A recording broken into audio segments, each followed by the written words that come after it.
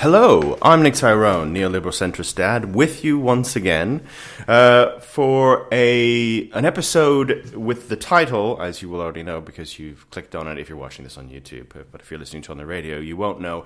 And thank you, just off the top of my, right from the start, thank you to Bloomsbury Radio and the Bloomsbury Institute for having us. That's Barra, he's lovely. Yes, so this one's called The 5 Worst Beatles Solo Songs and How That Relates to Brexit. So just to be clear, these are the worst songs made by ex-members of the Beatles after the band broke up in 1970. And yes, I kid you not, the relationship they bear with Britain leaving the European Union in 2020, or arguably 2021, wherever you want to put that. The leaving was very messy, wasn't it? So whatever year you want to ascribe that to, I will leave that to you. So I need to say I love the Beatles. They're probably my favorite band of all time. I love a great deal of the work that the ex-members did as well. I love a lot of their solo work, a lot of the stuff in the 70s, 80s, the 90s, sometimes even beyond. However, I think even the most devoted Beatles fan has to admit that some of it's a bit dodgy. And let's be frank here, there are certainly more than a few examples that are terrible. So just to give you the idea of the format today, this broadcast is in 3 sections. So the first one was where I will go over what I think are the 5 worst Beatles solo songs in, I was going to say, ascending, descending order. It's hard. It's kind of confusing when the rankings that you're doing are things that are bad as opposed to good. But from the 5th worst to the worst, so building up to the worst. I was going to play segments, but actually I'm not going to do that for a couple of reasons. One of which is, well, there's several. One is this isn't a music show, and I think actually adding music would just confuse the whole thing.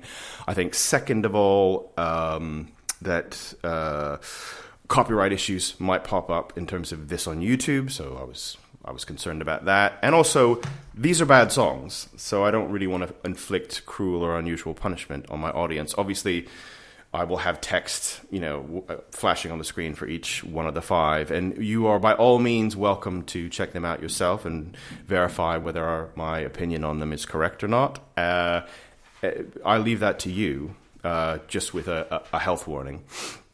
The second part of this video will be dedicated to picking up where I left off in the last video on the book that I wrote. It's called the unpublished book. Called The Secret Lives of Straight Men. If you don't know what I'm talking about, you can go back to the last video on my timeline, the one where I'm talking about Trump, why Trump won, and you can hear all of part 1. Just to summarize, basically, I met this guy, Lee Casimir. He was an American. We met briefly in London, very, very briefly. He kind of annoyed me. Then I ended up in Cannes, at the Cannes Film Festival. I likely had gone there on the behest of a posh girl who had promised loads of fun and fame and all the things you'd want at the Cannes Film Festival, and she kind of bailed out on us, and I was sort of left across the table with this Lee guy who I didn't recognize, and then it suddenly clicked in, oh no, this is the annoying chap who I had the interaction with a few weeks ago. So that section picks up where we left off and where our friendship unexpectedly blooms. And if you're wondering the relevance to the title, one of the things we really bonded over in Cannes was the Beatles, but actually more than that, the Beatles' solo careers. And indeed, some of the worst elements of those careers and our agreements and disagreements on what constituted which. And then the third part of this video is where I will bring it all together, and where I will specify what the 5 worst Beatles solo songs have to do with Brexit, which I know a lot of you will be thinking, he's just done that title as the most clickbaity thing he could think of. And obviously that's true. I mean, I can't really deny it. But of course, that doesn't mean I won't give a payoff in the end. I promise, if you stick with it, particularly the political people, the people who care about Brexit, the people who have clicked onto this because they want to listen to my views on Brexit, where I think the Brexit debate is going, I promise, stick to the end. Or, well, I shouldn't be telling you to do this, but if you do want to fast forward to the end and just watch part 3, I don't blame you, but I'm saying you're going to miss out on the rest of it, so I would just listen to the whole thing. But anyway, if you really do just want to hear the Brexit part, I promise I will make it pay off in part 3. Right, so here we go. 5 worst Beatles solo songs.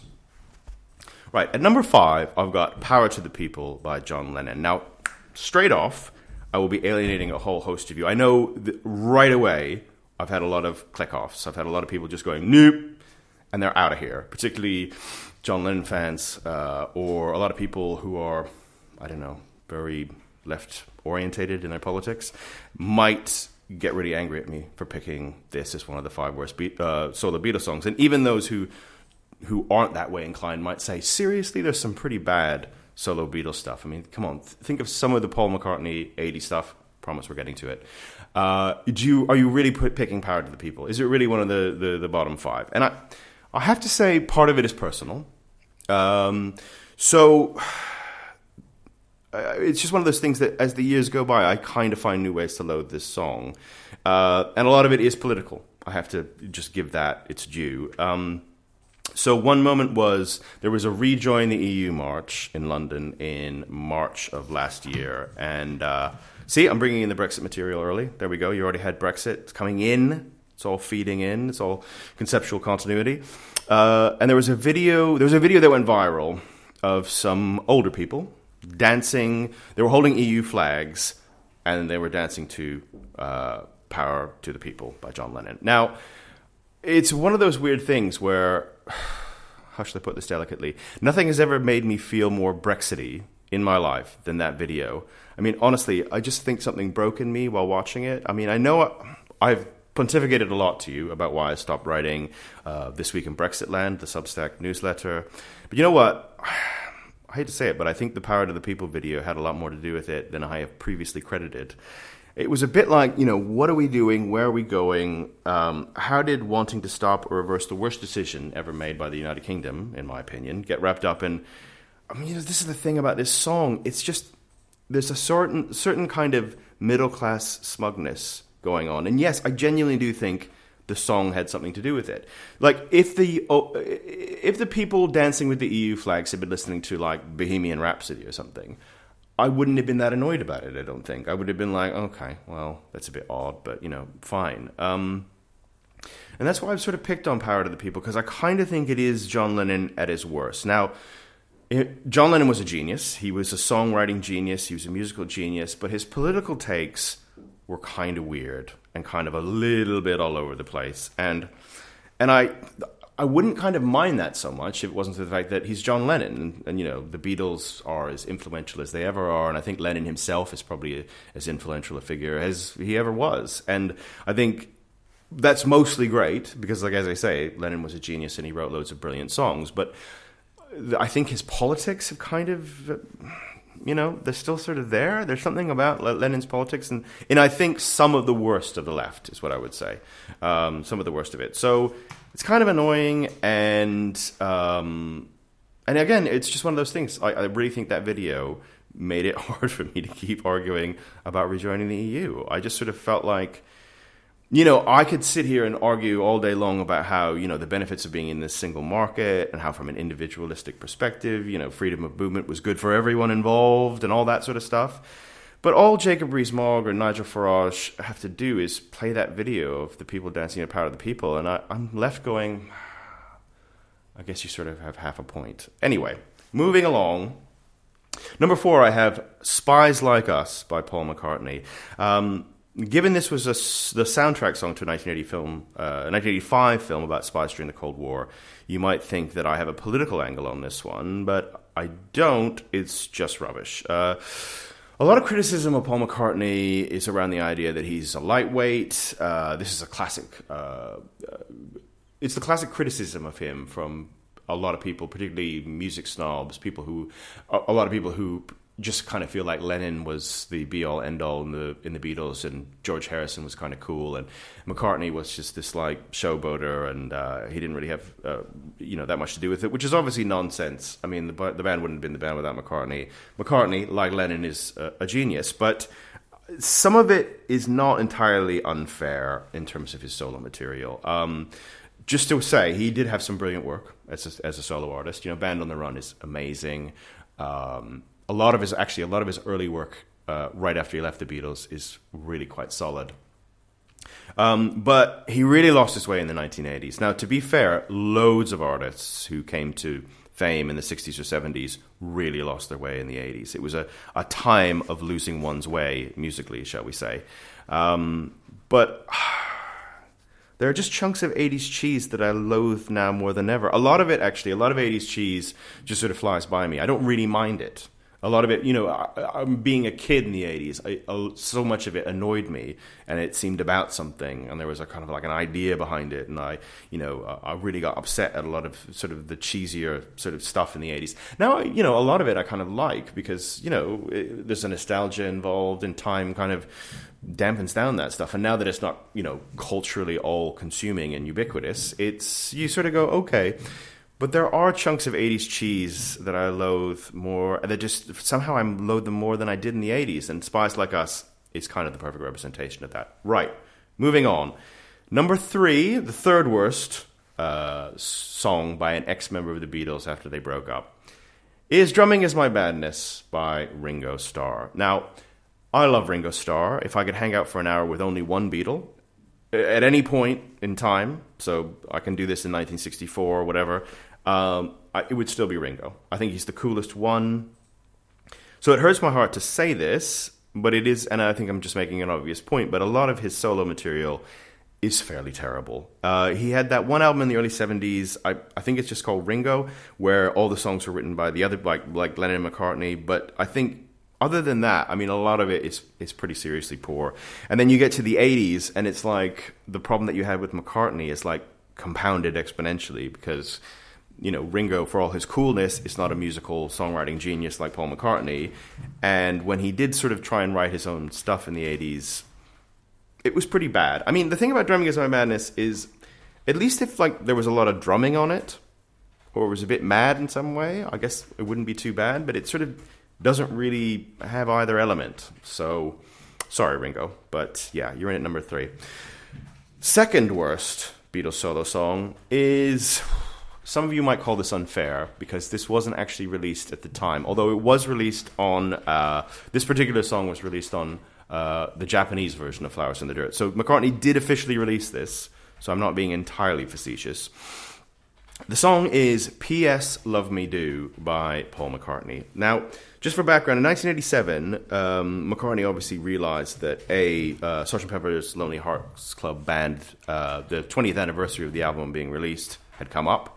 And actually, it was getting a lot of hype. I really think, actually, 87 was sort of the time when the Beatles sort of started to come back in vogue. I know for a lot of younger listeners, the idea that, the Beatles were out of vogue for a period, but there was a real period, like, during the 70s, and the early 80s where, the Beatles were sort of seen as old hat for a while, and they sort of needed to come back. And I sort of think since that 20th anniversary of Sgt. Pepper, that was a sort of tipping point. And then you get into the 90s where, you have all the Britpop bands and everything. They were obviously heavily Beatles-inspired. So anyway, McCartney, I think, wanted to get in on that, and he came up with this concept of an album called Return to Pepperland. And when you hear that, you might think, "Ooh, that sounds interesting." Paul McCartney in the '80s, sort of trying to recapture the sound of this Beatles sound, but that isn't it. It's basically more of McCartney's '80s shtick, but like probably the worst end of it. Where he's sort of doing weird stuff. So P.S. Love Me Do is, I think, probably the worst of it. Possibly because it's a mashup of two early Beatles songs that don't really sound like either, but are sort of, that's unmistakably what he's trying to do, just drowned in a vat of 80s cheese. And it's terrible. It's really, really bad. If you want to listen to it, go for it. I wouldn't recommend it. Right, that brings me finally to the worst Beatles solo song. So the worst song released by a Beatle after the Beatles broke up, to be clear about what this is. And it is Don't Worry Kyoto, Mummy's Only Looking for a Hand in the Snow by the Plastic Ono Band. Now, I know some of you are going to jump on this right away. Some of you are going to say that's not worthy of inclusion because that's essentially a Yoko Ono song, and she wasn't, of course, a Beatle. But I would retort to that saying it's on an album that Lennon put his name to, right? Live Piece 1969. He plays guitar on the track, and I'm pretty sure he must have written the lick behind it. I think that's just, come on, he did.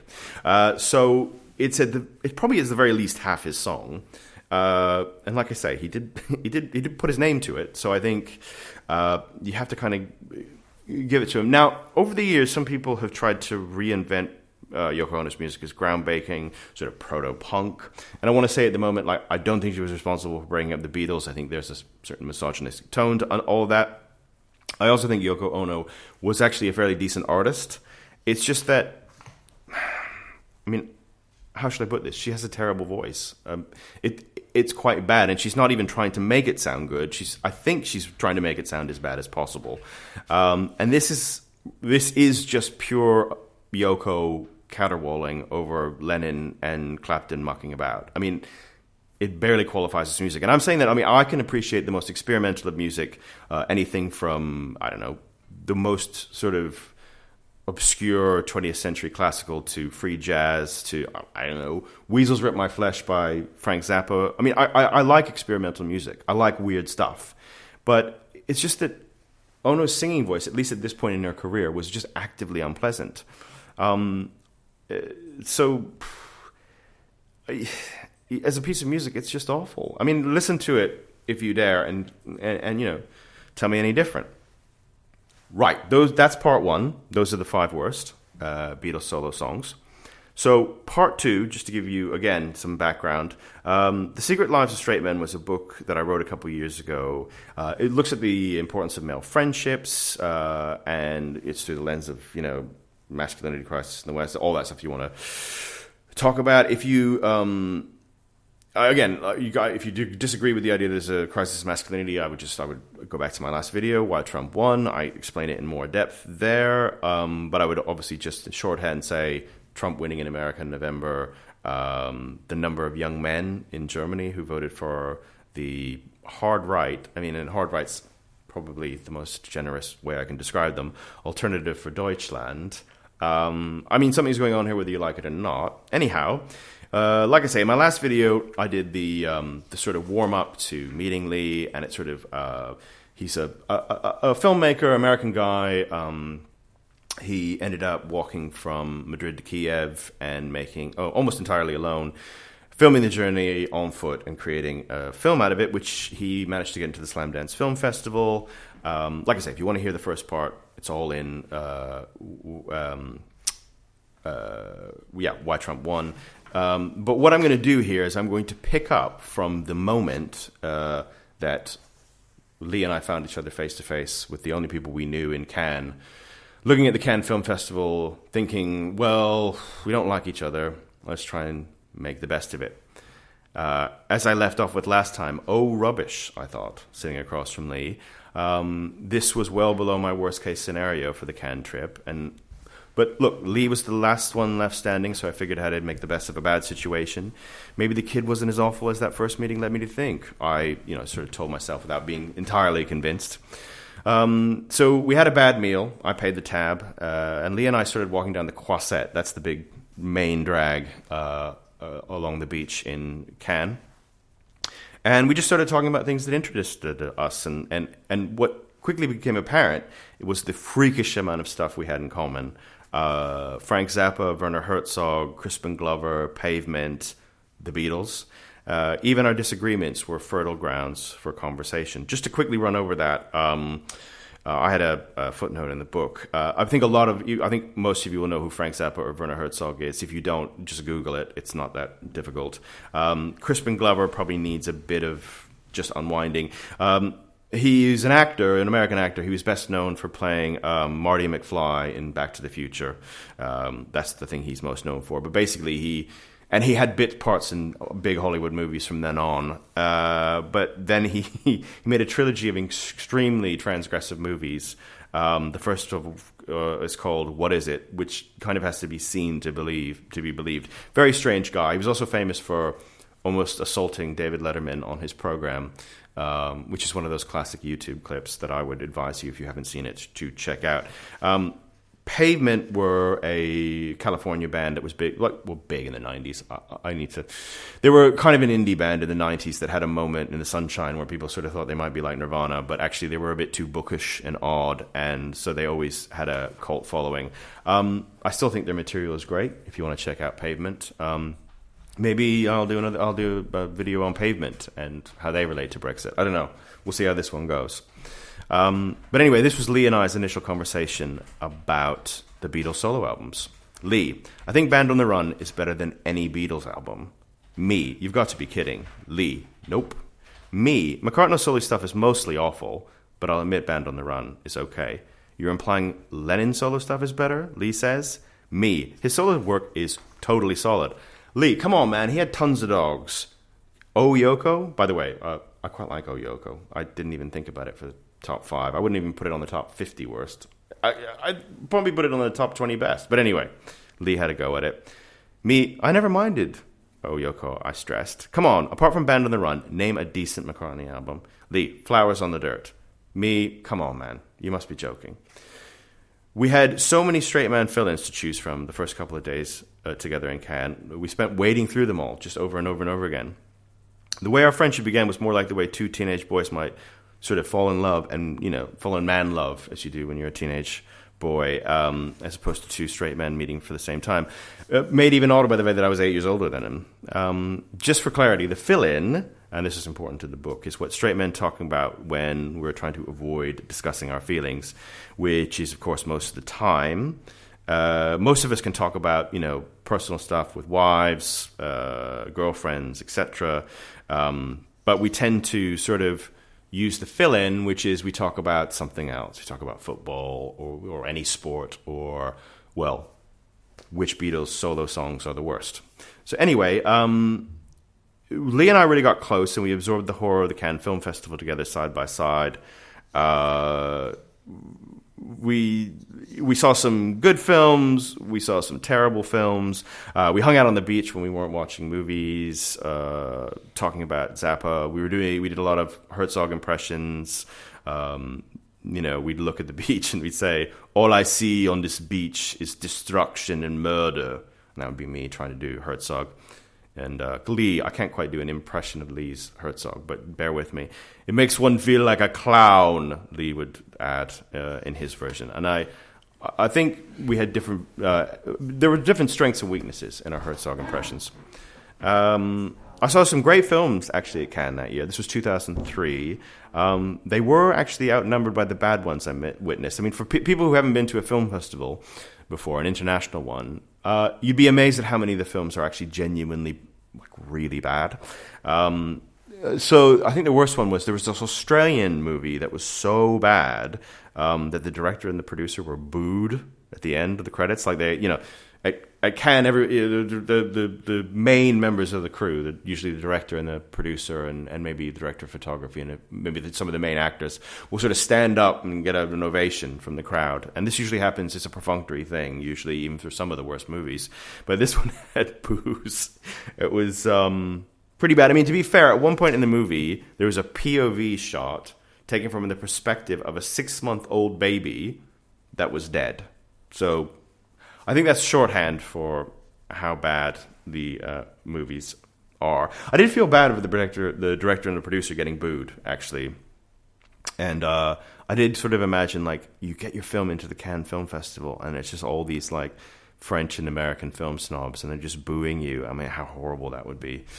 So actually, I'm really glad I never experienced that myself. So at the end of every day, after hours of fun and frolics, I'd return to Nice, where I had got myself a place, a hotel room, and Lee would find someone who'd let him crash. He'd sort of talk his way into somewhere, or he would more than often hang out at this 24-hour cafe that was right near Cannes rail station. And if he couldn't even handle the cafe, he'd just sleep rough, which he did for the whole film festival, which was over a week, which was impressive, actually, when I think about it. Really preparation for his walk from Madrid to Kiev. But anyway, I would always invite him back to Nice, by the way. I said, "Hey, I've got a hotel room. We can just take the train ride. What do you think?" But I think he might have thought I was trying to get in his pants, which was, not a ridiculous thing for him to think, given that we had sort of suddenly become quite intense friends off the back of nothing. So anyway, on the final night that Lee was in France, it wasn't my final night. I think I stayed a few more, but anyway, he was going back to Chicago, and so I had to take, after him telling me all the stories about the all-night cafe by the rail station, I had to take up his offer. Figuring I could go back to Nice. I was done with the film festival anyway, really, and I could go back to Nice and just crash the whole day. And I'm really glad I did, because actually I really did think Lee was exaggerating about the French cafe, but it completely lived up to the hype. It was nuts in there, and I mean, probably the best thing about it was the one place that I visited throughout the whole film festival, the one place I went in Cannes that felt truly culturally French. Lee and I's favorite patron was this guy he sort of did lousy cover versions of American rock songs on his guitar. You can imagine the whole thing, it's like Losing My Religion. What would have been the whole standard repertoire kind of in the sort of mid 2000s. And so Lee and I got talking. He was between numbers, and we went up to him, and we just sort of asked him what he was about, and he was like, "I am a wanderer," very heavy French accent, which I won't try and do it as heavy as he did it. I travel all over the world. I play the songs to anyone who will listen. I cannot stay anywhere too long. I am a wanderer, wandering this earth, singing my songs and all this stuff. And so then my question was, well, where are you from originally? And he said, Cannes, which I loved. I thought that was amazing. The next morning, Lee was off. He had to go back to Chicago, and I shook his hand at Cannes rail station, wondering if I'd ever see him again, because I just thought, well, maybe this is just a very intense one-off with this guy sort of hanging around this film festival, where both of us were total outsiders, talking about Frank Zappa records and Beatles solo songs. So to formally close things off, I asked Lee his formal impression of the film festival, which I can't actually repeat here because I can't actually say the word he used on the radio. But if you wanted to try and get the biggest collection of, put the most expletive you can put there. If you wanted to try and get the biggest collection of together in one place, you could never do better than an international film festival, which, by the way, is probably the best description of an international film festival I have yet to hear. After Lee departed, I was all alone in the south of France. I felt depressed. I was wondering, where my life was going. I mean, Cannes had obviously been this crushing disappointment. I mean, part of it was I sort of thought, I'm going to meet this famous film festival director, and I'm going to do this. I'm going to meet all these people at these parties that Zara was going to get me into. And I think worst of it was I just sort of had peered into this Valhalla, meaning the film industry that I had sort of had ambitions in at the time, and sort of found out that it kind of stank. So I was sort of in an existential crisis after this. And I really, really liked Lee. Not in a gay way, as he might have feared, but it was a real letdown to think that he'd been in London for 3 years prior to Cannes, and yet I had only got to know him as he was leaving London to return to live in America again. As it happens, I would see Lee again under extremely interesting and very unforeseen circumstances where our friendship continued. Pause. Sorry, I just needed a drink of tea after that. Anyhow, this is part 3, right? So this is the bit that if you're the Politico, you might have fast-forwarded to. I need to tie this all back to Brexit, right? So I've told you what I think are the 5 worst Beatles solo songs, right? But I've promised in the title and everything, I promised at the start that I would say how this relates to Brexit. Here goes. Our departure from the European Union, Britain's departure, that was a lot like the Beatles' solo careers because they promised so much and delivered relatively little. Also like Brexit, they got worse as they went along. Imagine being a kid in 1970 and McCartney's first solo record comes out, and then a few months later, All Things Must Pass comes out by George Harrison, and then a few weeks later, John Lennon's first solo album comes out, and you'd be thinking, I mean, I can't imagine it, you'd be thinking this is great. You'd think, okay, as great as the Beatles were, maybe the band was actually holding them back, Maybe being shackled to the corpse of the Beatles meant that Lennon, McCartney, Harrison, even Ringo, they weren't free to do free trade deals with the rest of the world. They were being held back by, reams of Beatles regulation. And they just need to get rid of that free tape. They needed to get rid of that free tape so that Lennon could make, Plastic Ono Band or whatever. Perhaps it was infringing on Ringo's sovereignty. Who knows? And, we'd finally seen the 4 Beatles celebrate their Independence Day. But it didn't take long before everyone figured out. I mean, it wouldn't have taken long if you were in the 70s and you were a Beatles fan and you loved those initial records to figure out that actually, honestly, the Beatles were just much better than the combined efforts of each member. You know, the whole was greater than the sum of its parts, much like the EU is better than the combined worth of each separate nation state. So does Britain have to get to the drumming is my madness stage of events before we realize we should make everyone happy and just get the band back together again? I don't know. Time will tell. Time will tell. Anyway, right, with that set of that series of tortured metaphors, I will close this video. If you like it, please like the video and subscribe to the channel. If you didn't like it, go on, leave a snarky comment in the comments section. I love them. I live for them. I might read it. You never know. I might comment on it back. I might even be nice to you back, even if you were snarky to me. Thank you again to Bloomsbury Radio, Bloomsbury Institute, everyone involved. Thank you to Bara for producing, as always. And I'll see you on the next video. Thanks, guys.